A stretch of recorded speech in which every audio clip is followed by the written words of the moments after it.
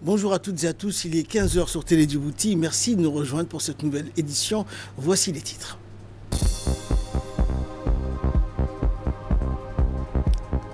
Lancement de l'atelier de validation de la stratégie nationale de planification familiale pour la période 2026-2030 organisée par le ministère de la Santé. Gaza, après l'accord, les habitants reviennent parmi les décombres.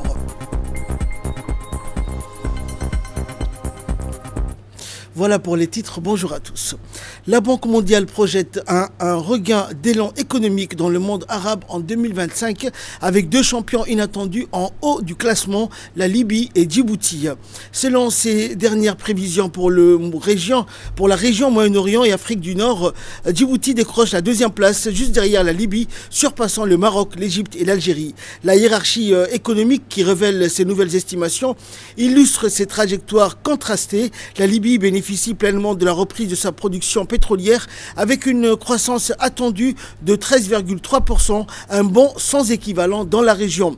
Djibouti, souvent perçu comme une économie de niche, confirme sa robustesse avec une projection de 6% portée par l'expansion de ses infrastructures portuaires et logistiques. Les autres hausses notables des économies à forte population et dotées de secteurs diversifiés améliorent elles aussi leurs perspectives. Émirats arabes unis, 4,8%, plus 0,2 points, Égypte 4,5% et Maroc 4,4%. Ces révisions à la hausse traduisent un contexte plus favorable qu'initialement anticipé, alimenté par la stabilisation des prix de l'énergie et l'augmentation des échanges régionaux. Le ministre de la Santé, Dr Ahmed Roblé, a officiellement lancé ce mardi à Djibouti les travaux de l'atelier de validation de la stratégie nationale de planification familiale pour la période 2026-2030. Organisé sur 2 jours, cet atelier rassemble les principaux acteurs institutionnels, techniques et communautaires engagés dans la promotion de la santé reproductive et le renforcement du système de santé national. Et fruit d'un processus consultatif inclusif et multisectoriel, la stratégie 2026-2030 vise à garantir un accès universel, équitable et de qualité aux services de planification familiale et contribue également activement à la réalisation des objectifs nationaux en matière de développement durable, notamment la vision Djibouti 2035 et le plan national de développement durable 2026-2030. L'atelier a permis aux participants de débattre, d'amender et de valider les recommandations de la stratégie en vue de son adoption officielle et de sa mise en œuvre effective. Suivant à présent l'intervention du représentant adjoint de l'OMS, Farhad Hassan Farah. Le document stratégique marque un tournant important dans la réponse nationale aux besoins en santé reproductive. La planification familiale est un droit fondamental, un pilier de la santé publique et un levier indispensable pour le développement durable.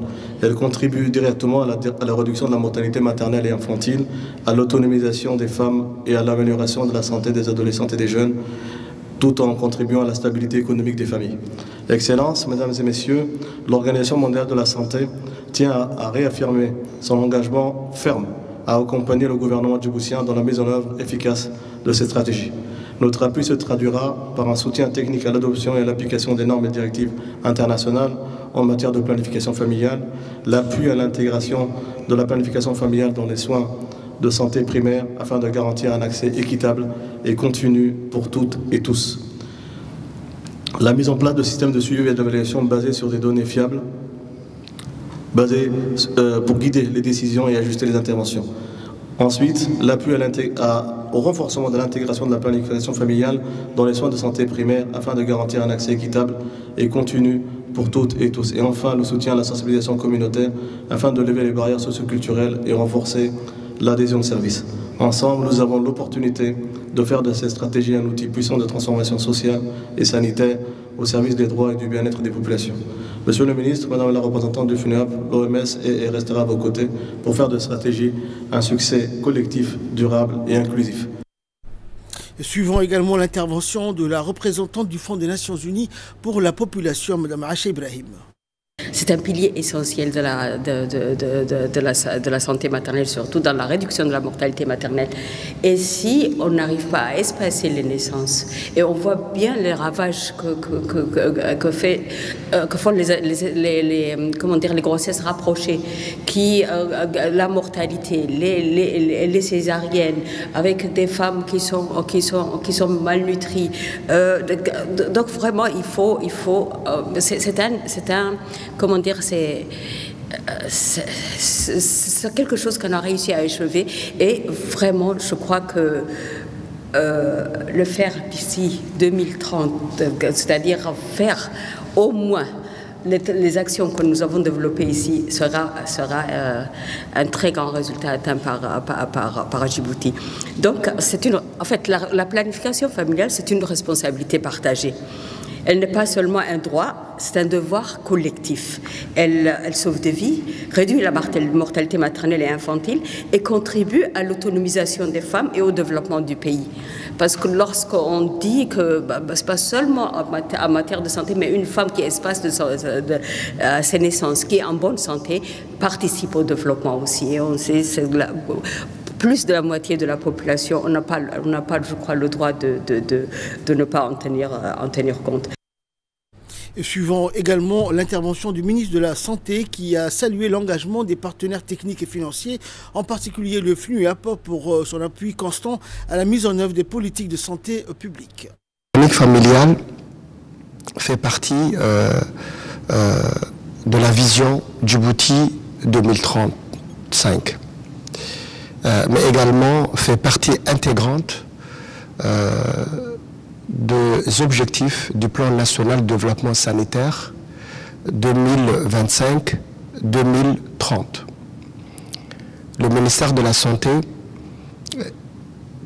pour le ministère de la Santé, le planning familial est fondamental puisqu'il joue un rôle important pour la réduction de la mortalité maternelle et néonatale. Il joue également un rôle important, et mes prédécesseurs l'ont dit, sur l'autonomisation des femmes, pour que les femmes soient plus autonomes, pour que les femmes puissent faire autre chose, puissent aussi décider et mieux suivre leur avenir, pour qu'elles puissent travailler, pour qu'elles puissent satisfaire vraiment toutes leurs ambitions. Le planning familial joue un rôle important. Le planning familial, ce n'est pas seulement le fait d'arrêter de faire des enfants, c'est pas ça. Il faut que les gens puissent comprendre que le planning familial, c'est un espacement de naissance.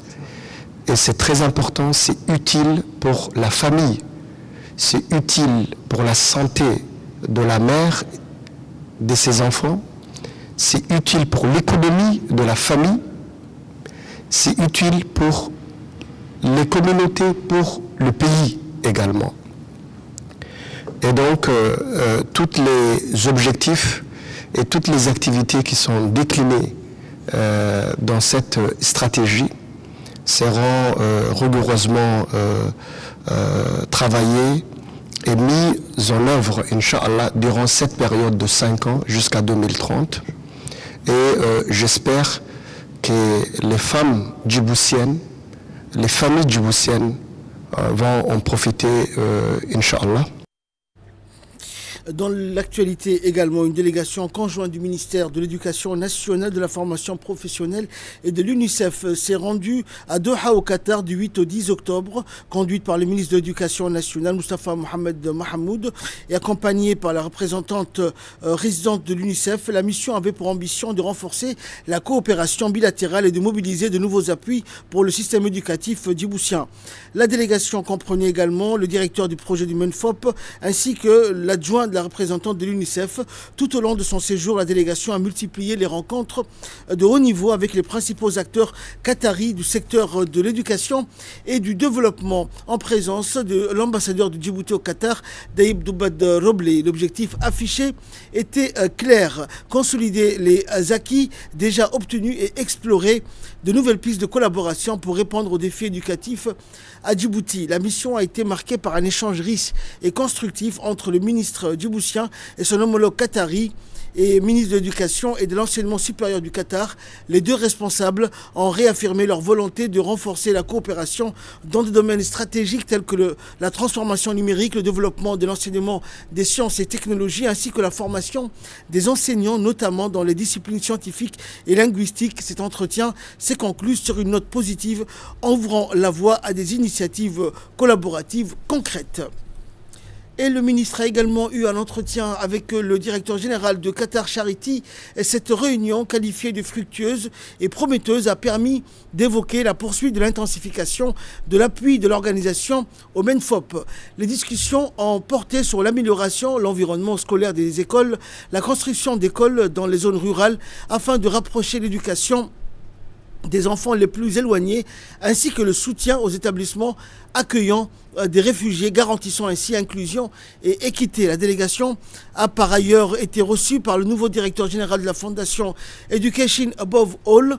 Cet entretien a mis en lumière les résultats impressionnants obtenu grâce au projet PRODA qui a permis de scolariser plus de 35 850 enfants. Ce programme a contribué à l'atteinte de la scolarisation universelle au niveau primaire avec 0 enfant non scolarisé dans la tranche d'âge de 6 à 10 ans.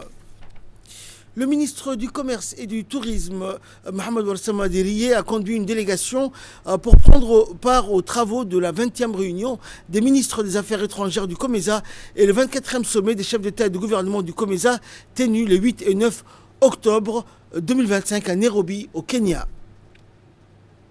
Ce 24e sommet des chefs d'État et de gouvernement du COMESA est placé sous le thème « Optimiser la numérisation pour renforcer les chaînes de valeur régionales en vue d'une croissance durable et inclusive ». Ce grand rendez-vous annuel a réuni les dirigeants des pays membres du COMESA afin d'évaluer les progrès accomplis, de planifier conjointement les projets et programmes relatifs à l'intégration régionale, mais aussi de débattre des stratégies destiné à accélérer la transformation numérique du continent et à stimuler le commerce intra-régional. En marge du sommet, la délégation djiboutienne a eu des rencontres bilatérales avec des représentants du secrétariat du COMESA et les institutions régionales.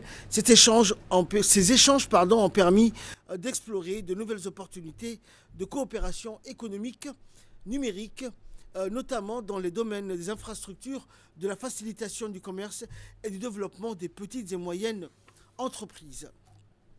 Le ministre délégué chargé de la décentralisation, Qassim Haroun Ali, a présidé ce week-end une cérémonie officielle de signature d'une convention entre le conseil régional d'Ali Sabié et la Salam African Bank.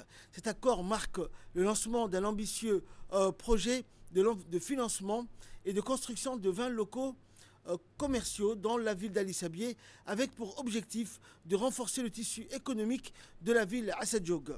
Dès son arrivée, le ministre, accompagné des responsables de son département et du directeur général de la Salam African Bank et des directeurs des relations bilatérales et publiques de la banque, ainsi que du président du conseil régional, les parlementaires de la région étaient accompagnés également des responsables du conseil régional aux côtés des représentants des forces de sécurité, des chefs coutumiers et des Okal. La cérémonie s'est tenue dans l'enceinte du conseil régional. Par cette convention, la banque s'engage à financer la construction de 20 locaux commerciaux qui permettront de dynamiser l'économie, soutenir les petites entreprises et de créer de nouvelles opportunités d'emploi dans la région. Le ministre Qassim Haroun Ali a salué cette collaboration exemplaire entre les institutions publiques et le secteur privé, soulignant que cette initiative s'inscrit pleinement dans les objectifs de la politique de décentralisation et de développement équilibré des régions. À l'issue de la cérémonie, le ministre et les autorités régionales se sont rendus sur le site du projet pour procéder à la pose de la première pierre des 20 futurs locaux commerciaux. Ce geste symbolique marque le début effectif des travaux et témoigne de la volonté commune d'accélérer la mise en œuvre de ce projet structurant pour la ville d'Ali Sabieh.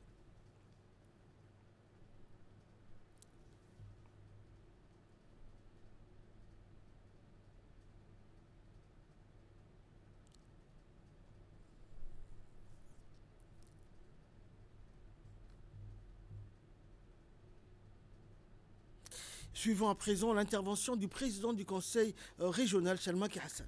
C'est pour moi un immense honneur de prendre la parole aujourd'hui à l'occasion de cette cérémonie de pose de pierre de 20 locaux commerciaux que la Salam Bank a choisi de financer et de construire ici à Ali Sabieh.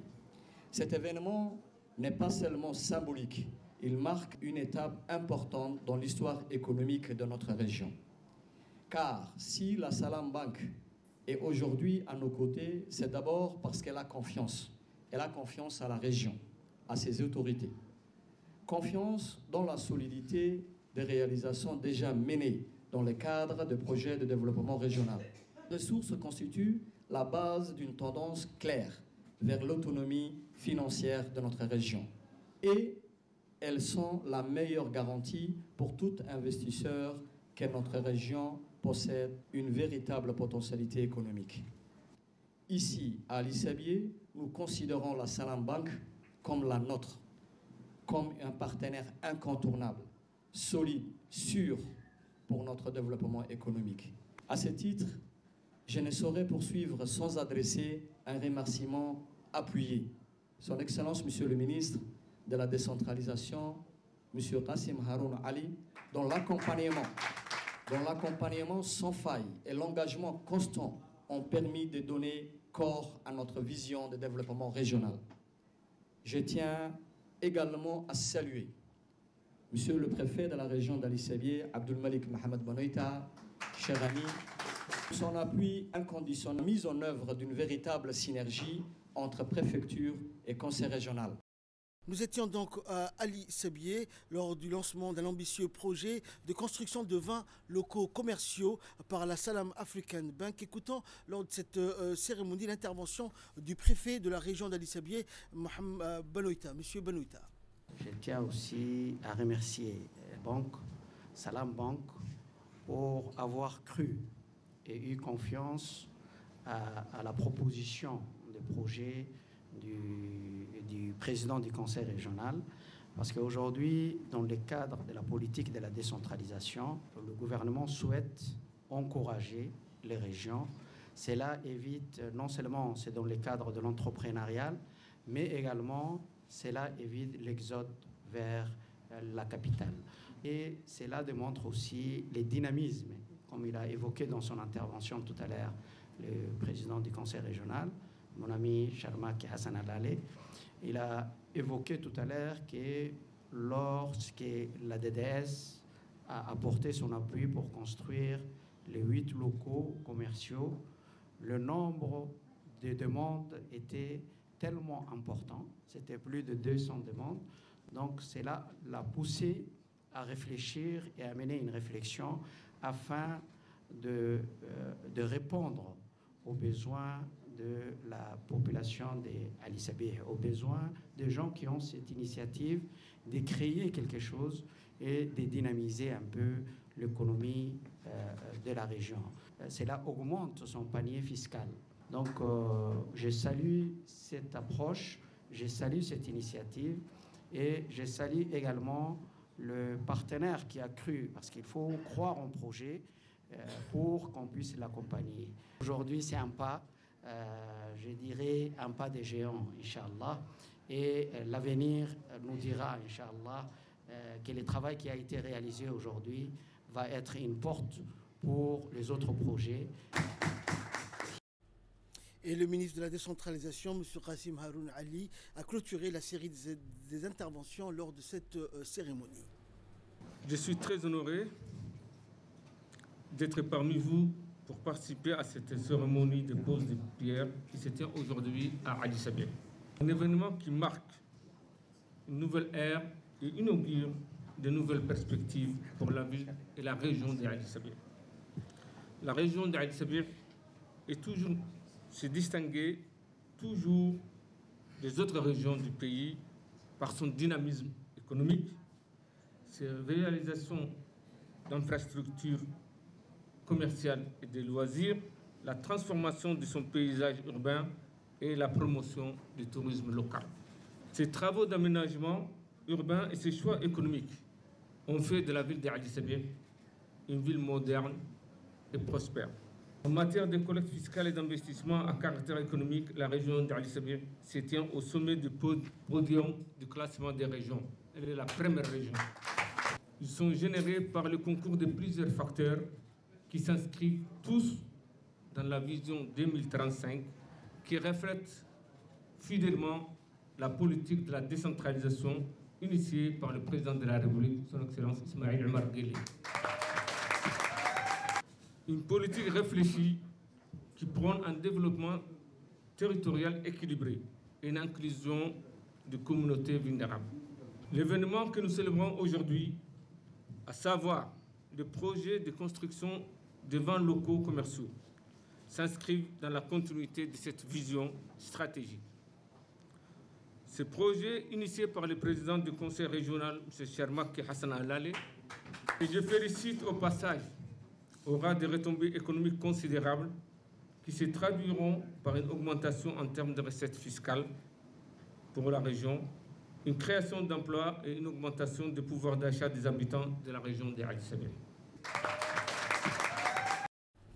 Actualité régionale. À présent, l'Éthiopie a enregistré une performance remarquable au début de la campagne d'exportation du café pour la période 2025-2026, générant 546 millions de dollars américains en seulement 2 mois grâce à l'expédition de plus de 80 000 tonnes de café vers les marchés internationaux. Selon l'autorité éthiopienne du café et du thé, ces résultats marquent un démarrage prometteur vers l'objectif national de 600 000 tonnes exportées et de 3 milliards de dollars de recettes d'ici la fin de l'exercice. Cette réussite s'explique en partie par les réformes structurelles mises en place dans la chaîne d'approvisionnement du café, permettant aux producteurs de vendre directement aux acheteurs internationaux, réduisant ainsi les intermédiaires et accélérant le processus d'exportation. Reconnu comme le berceau historique du café arabica, l'Éthiopie tire une grande fierté de cette filière stratégique qui représente une source essentielle de devises et un moyen de subsistance pour près de 20% de la population. À l'occasion de la journée mondiale de la santé mentale, des chercheurs et acteurs de la santé au Kenya mènent plusieurs initiatives destinées à mieux comprendre et à soutenir la santé mentale des communautés rurales confrontées aux effets du changement climatique. Dans le comté de Kilifi, l'Institut du cerveau et de l'esprit de l'université Aga Khan conduit un projet novateur qui étudie le lien entre les variations climatiques et le bien-être psychologique des agriculteurs en collaboration avec un réseau d'agents de santé communautaires. L'équipe rend visite régulièrement aux foyers ruraux afin de suivre l'état de santé des habitants et de leur offrir écoute et accompagnement. Et dès l'annonce par l'armée israélienne de l'entrée en vigueur du cessez-le-feu dans la bande de Gaza, des milliers de déplacés ont afflué du sud vers le nord pour constater ce qu'il restait de leurs maisons réduites en ruines. Certains ont même traversé la rue Al-Rachid à pied, un trajet devenu familier au cours des 2 dernières années. D'autres sont également revenus vers les décombres de leurs habitations à Khan Younes, dans le sud, selon l'agence France Presse. Pendant ce temps, les équipes de la défense civile ont entamé de vastes opérations de recherche des disparus et de récupération des corps des martyrs. Des images aériennes ont révélé l'ampleur colossale des destructions à Khan Younes au sud, ainsi que dans plusieurs zones au nord. Et enfin, le comité Nobel norvégien a annoncé hier l'attribution du prix Nobel de la paix 2025 à la militante vénézuélienne Maria Corina Machado en reconnaissance de ses efforts remarquables en faveur de la paix, des droits humains et de dialogue entre les communautés. Dans son communiqué officiel, le comité a salué le travail exemplaire de Maria qui a su inspirer par son engagement en faveur des populations touchées par les conflits et par ses initiatives de réconciliation sociale. L'institution a également souligné son rôle dans la promotion de la non-violence et du respect mutuel. Créé en 1901, le prix Nobel de la paix récompense chaque année des personnes et des organisations ayant apporté une contribution exceptionnelle à la promotion de la paix dans le monde. Il demeure aujourd'hui l'une des distinctions internationales les plus prestigieuses. C'est ainsi que prend fin cette édition. Merci à vous de nous avoir suivis.